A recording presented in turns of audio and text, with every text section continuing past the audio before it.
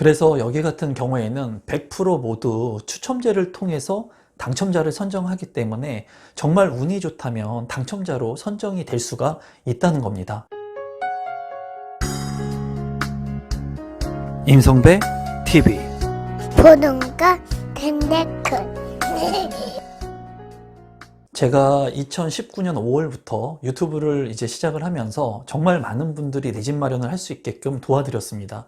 그리고 너무나 많은 분들한테 사랑을 받고, 그리고 제가 가지고 있는 경험과 지식들을 나누어 주면서 많은 분들이 아파트 청약이라고 하는 것을 잘 이제 알고 인식하고 이러한 것들을 활용해서 내 집을 얼마 들이지 않고 아파트 청약을 통해서 내 집 마련을 꿈꿀 수 있고 할 수 있게끔 도와드렸는데, 제가 이러한 아파트 청약에 대한 부분들을 여러분들한테 정보를 드리면서 이제 제가 많이 혼란스러웠던 부분이 있습니다. 혼란스럽다고 말씀드리기보다는 제가 조심했던 그런 부분들이 있어요. 그런 부분들은 뭐냐면, 주택을 마련하는 방법, 내 집을 마련하는 방법에는 여러 가지 방법들이 있습니다. 그 방법들 중에 제가 항상 여러분들한테 말씀드리는 것은, 이제 여러 가지 방법이 있지만 가장 여러분들한테 말씀드리는 것은 부동산은 시간을 사는 것이다. 그렇기 때문에 하루라도 빨리 내 집 마련을 하는 게 좋고, 1주택은 반드시 필요하다는 말씀을 누누이 드리고 있죠. 그리고 여러 가지 주택을 매수하는, 매입하는, 내 집 마련을 하는 방법들 중에 가장 기본이 되는 첫 번째 방법은 아파트 청약을 통해서 내 집 마련을 하는 것이다 라는 얘기를 많이 하고, 그리고 아파트 청약을 통해서 정말 계약금만 가지고도 내 집 마련을 할 수 있었던 그런 방법들의 정보들을 많이 공유를 해 드렸습니다. 그런데 지금 같은 경우에 이제 아파트의 청약 경쟁률이 굉장히 치열해지고, 그리고 많은 분들이 아파트 청약에 관심을 갖고, 그리고 2021년과 2022년 같은 경우에는 그 아파트의 분양 물량들이 많이 줄어들고 있고, 이러한 지금 시기, 레드오션의 시기를 거쳐가고 있다는 겁니다. 그래서 저도 여러분들한테 이제 주택 청약만을 통해서 내 집 마련을 할 수 있을까라는 의문점이 좀 들기도 합니다. 물론 3기 신도시나 이런 공공택지 물량들을 공급하면서 대규모의 물량들을 이제 계획하면서 앞으로 기회들은 계속 있을 거예요. 그런데 제가 이제 이런 청약에 대한 그런 정보들을 제공해 드리면서 제가 이제 고민했던 부분들은 뭐냐면, 이제 청약 중에도 오피스텔 청약을 통해서 주거용 오피스텔을 통해서 내 집 마련을 하는 방법이 있습니다. 그리고 또 다세대 빌라를 통해서도 내 집 마련하는 방법이 있어요. 지금 패닉 바잉 현상으로 인해서 다세대 빌라의 가격도 이제 오르고 있는 그런 상황이죠. 그리고 공공 재개발을 통해서 일부 지역의 다세대 빌라 같은 경우에 이제 이 가격이 2배, 3배씩 오른 지역들도 많습니다.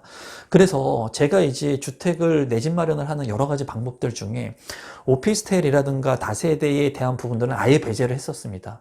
그 이유 중에 첫 번째는 뭐냐면 아마 여러분들께서도 잘 아시리라 믿지만은, 이 오피스텔과 다세대 빌라의 구축을 매입하거나 아니면 신축을 매입했을 때는 어떤 문제가 발생하냐면, 입지가 다소 좋은 곳에 매입을 하지 않는다면은 이 주택의 가격을 방어할 수 있는 그런 여력이 적고, 그리고 오피스텔이나 이런 다세대의 신축 같은 경우에는 이런 것들을 광고비를 받으면서 분양 의뢰, 그러니까는 많은 분들한테 소개를 시켜 드렸을 때 이거를 매매로 이루어지게 됐을 때는 MGM이라고 해가지고 광고 수수료를 받는 형태가 많이 있습니다.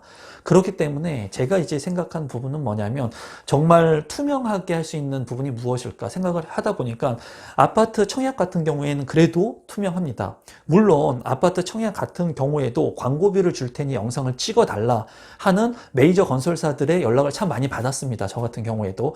하지만은 그렇게 광고비를 받고 영상을 찍은 적은 없는데, 중요한 것은 핵심의 아파트들, 좋은 입지의 아파트들은 굳이 광고비를 내면서까지 개인 유튜브나 이런 개개인들한테, 블로그들한테 돈을 많이 주면서까지 광고하지 않는다는 거예요. 그래서 제가 생각했던 건 뭐냐면, 이렇게 메인의 핵심적인 입지의 아파트들, 청약의 물량들만을 제가 여러분들한테 소개를 시켜드린 겁니다. 투명한 거죠.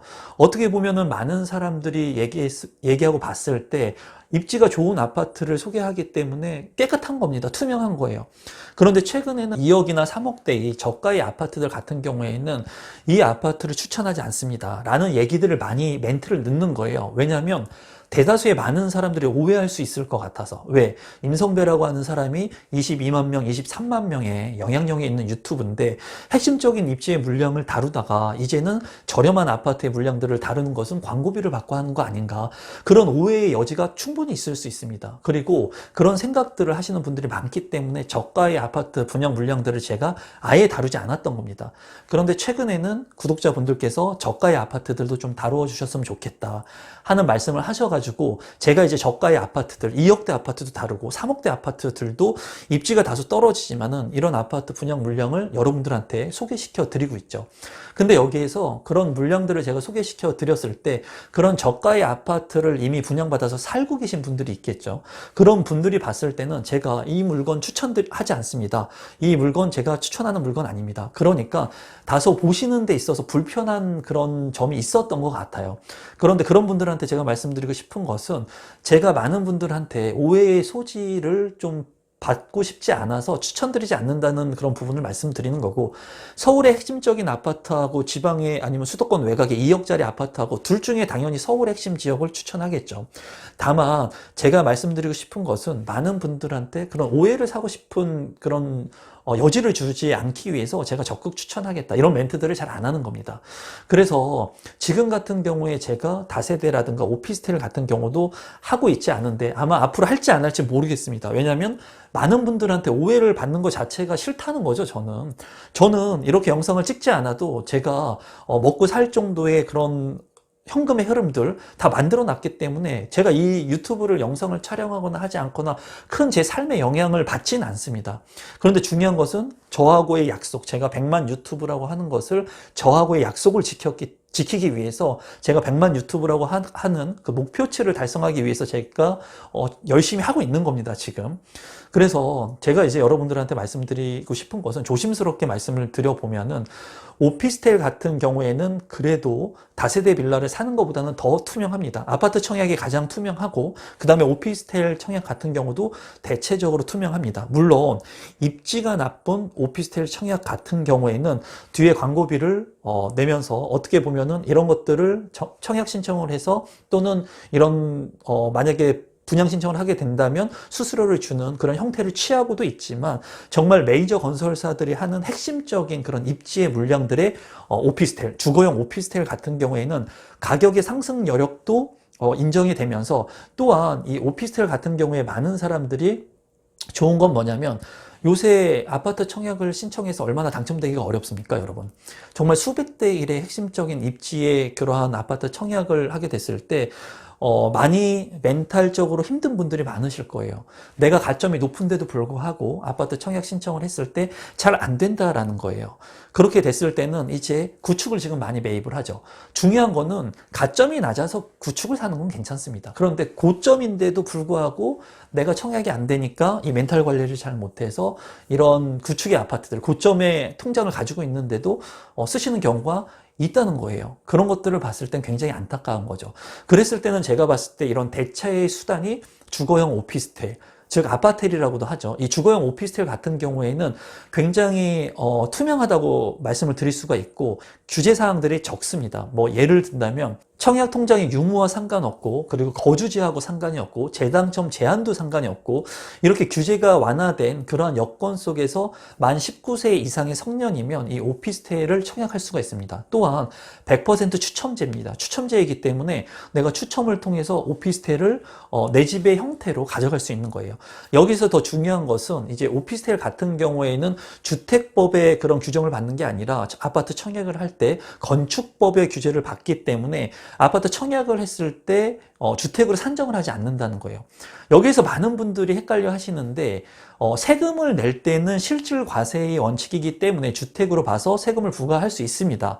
하지만은 청약을 할 때는 내가 오피스텔을 가지고 있다면은 이 오피스텔을 주택으로 보지 않는다라는 거예요. 그래서 어떻게 보면은 지금과 같이 아파트의 청약 시장이 굉장히 뜨겁죠. 그리고 당첨되기가 굉장히 어려운 이 시점에 어떻게 보면은 주거용 오피스텔에 따른 그런 부분들이 하나의 틈새 시장이 될 수 있다는 겁니다. 그래서 제가 이 오피스텔에 대한 부분들을 뭐 할 얘기는 굉장히 많습니다. 다세대 주택을 제가 이제 지어서도 팔아봤고, 저 같은 경우에 시행 사업을 하면서 다세대 주택을 지어가서 팔기도 했었고, 제가 그런 컨설팅 일들도 하기도 했습니다. 그래서 더더욱 조심스러운 거예요. 이런 부분들을 제가 말씀드렸을 때 괜한 오해를 살 수도 있을 것 같고, 그리고 많은 분들이 좀 안 좋은 시선들로 바라볼 수도 있다는 생각들 때문에. 근데 정말 중요한 것은 오피스텔 같은 경우, 주거용 오피스텔 같은 경우에 단점도 많습니다. 단점 같은 경우에는 이제 전용 면적이 작죠. 서비스 면적 그런 부분들이 할애가 안 되는 부분이 있기 때문에 아파트의 평형하고 비교를 해본다면은 그러한 그 단점적인 부분들이 있기는 있습니다. 하지만은 지금과 같이 청약 경쟁률도 세지고 있고, 그리고 지금은 오피스텔의 그런 수요들도 많이 있는 것으로 이제 파악이 되고 있어요. 그러니까 1가구 1주택의 이제 그 추첨제를 통해서 아파트 청약을 하시는 분들 중에는 그 아파트 청약, 추첨제를 통한 청약도 신청을 하시면서 오피스텔 청약도 신청할 수 있는 거예요. 선택적 대안을 여러 개 만들어 놓을 수 있는 거죠. 그리고 나서 오피스텔 같은 경우에는 청약이 된다고 하더라도 100세대 미만 같은 경우에는 이제 전매도 가능하고, 그리고 또 이 오피스텔을 가지고, 주거용 오피스텔을 가지고 있었을 때는 청약 시 주택수에 산정이 안 되기 때문에 또 청약 신청을 할 수가 있다는 겁니다.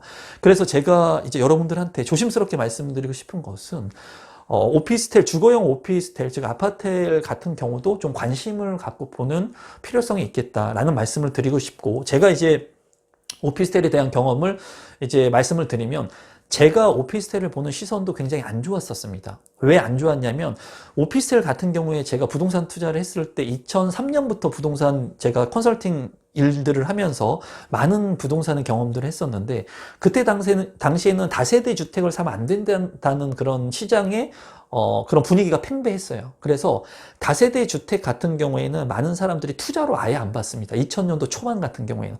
그런데 여러분들도 다 알다시피 뉴타운 바람이 불면서 이 다세대 주택의 가치가 굉장히 큰 폭으로 황금알을 낳는 거위라고 할 정도로 굉장히 많은 사람들이 관심을 얻게 됐었죠. 그래서 다세대 주택에 많은 사람들이 관심을 갖게 됩니다. 그런데 이 뉴타운의 그 개발 상황에 진행이 되면서 너무나 많은 사람들이 관심을 갖다 보니까 이 다세대 주택을 사기도 너무나 힘든 그런 시대적인 상황이 됐었습니다. 2003년부터 2007년 뭐 그 사이에.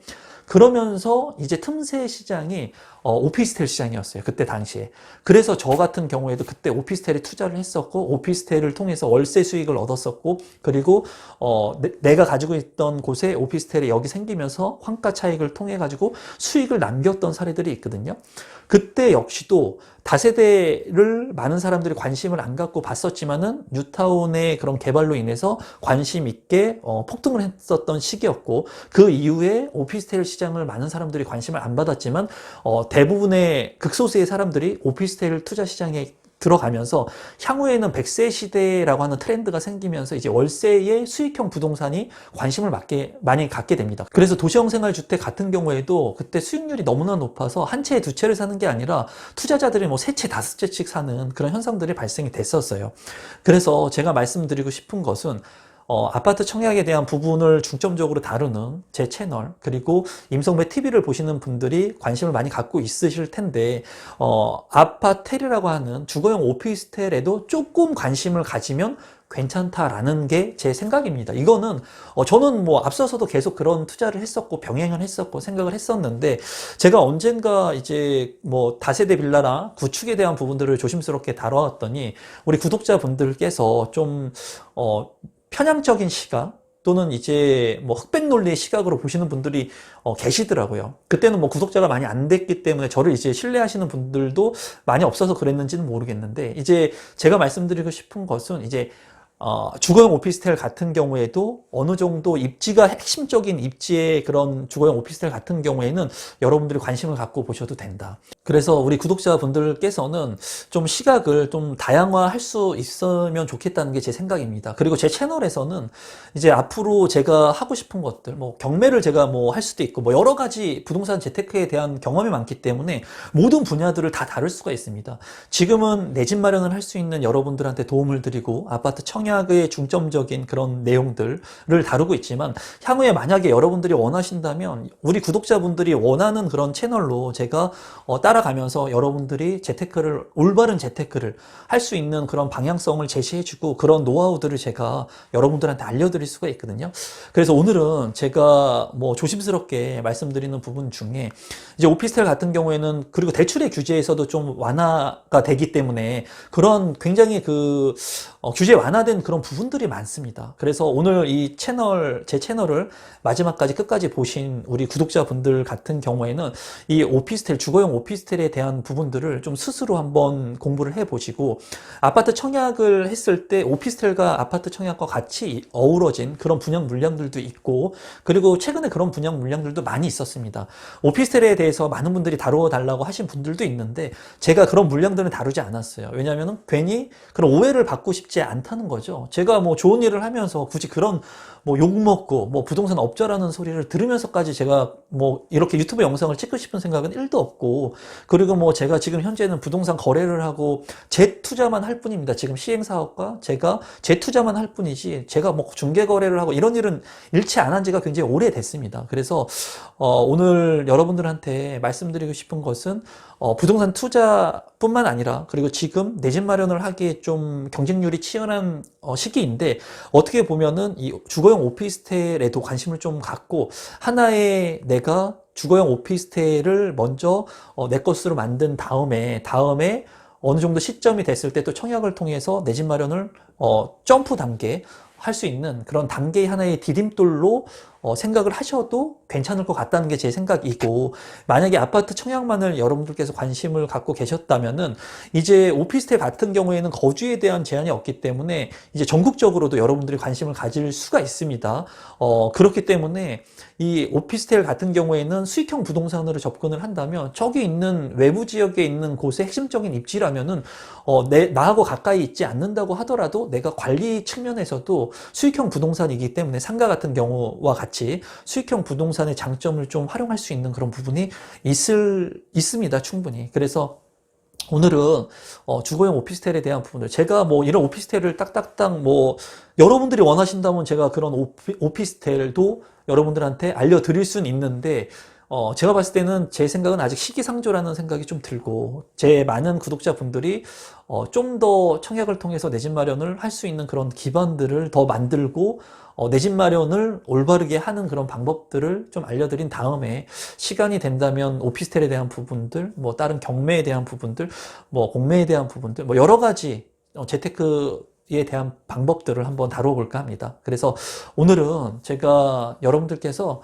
오피스텔 청약 아마 관심이 아예 없으신 분들도 있을 거예요. 저도 한때 그랬었거든요. 아예 오피스텔 같은 경우에는 청약을 하면 안 되고 투자를 하면 안 된다는 그런 객관적인 생각 그리고 틀에 박힌 생각들을 가지고 있었던 때가 있습니다. 저 역시도. 그래서 여러분들 이 영상을 보시는 우리 구독자분들께서는 오늘 제 영상을 보시고 그래도 오피스텔 같은 경우에는 뭐 청약통장 유무와 상관없고 거주지 상관없고 재당첨 제한이나 이런 것들 다 상관없고 대출에 대한 부분들도 LTV 70%까지도 가능하고 하니까 여러분들께서 좀 관심을 좀 가지면 좋을 것 같습니다. 그리고 청약 시에도 주택으로 보지 않기 때문에 이런 매력적인 부분들이 좀 많이 있거든요.